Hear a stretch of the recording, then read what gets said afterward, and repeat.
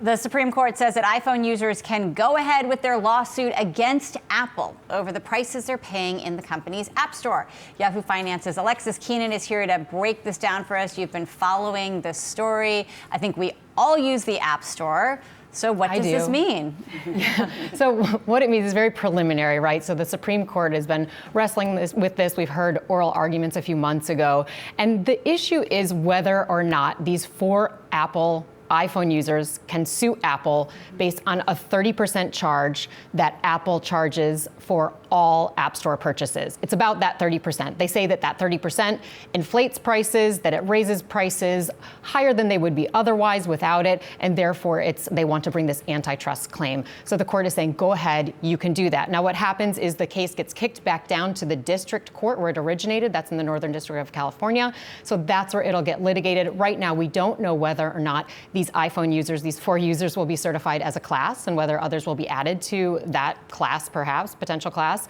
And we also don't know exactly what's going to happen with this direct purchaser rule. So Apple's argument was that, no, you should not be able to sue us because there is a Supreme Court precedent that says only the direct purchaser can sue. And they thought that the Apple App Store purchasers were too far removed from the transaction, saying, hey, if anybody wants to sue over this 30%, it has to be the app developers because they're the ones who are setting the retail prices. But the court ended up saying, look, these purchasers, if you're using your app phone and you go to the App Store and you press go and say, yes, I want to make that transaction, that you're actually transacting right with Apple. So they said, no, stop right now. We're going to go kick this back down to the lower court.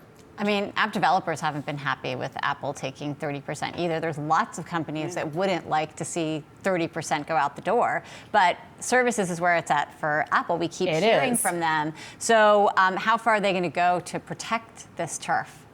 I think they'll go as hard as they can because, look, second to iPhone sales, services where these charges fall, that's Apple's biggest revenue stream. So it's their second biggest revenue drive there. So it's worth fighting for, I think. From your perspective, because I know you follow a lot of these types of suits, I mean, do they have a strong case, do you think? Because just going up against Apple is just a tough job in itself. Yeah, the court made a real point saying we're not deciding any of the merits here. But one thing too that was quite interesting, and whether they have a strong case or not, I'm sure Apple will say, yes, we do. We haven't even gotten to the merits yet. But another thing to take out of this is that Justice Kavanaugh, a Trump appointee, a conservative, he sided here with the rest of the liberal justices. This is a 5-4 decision. The rest of the dissenters are conservative justices.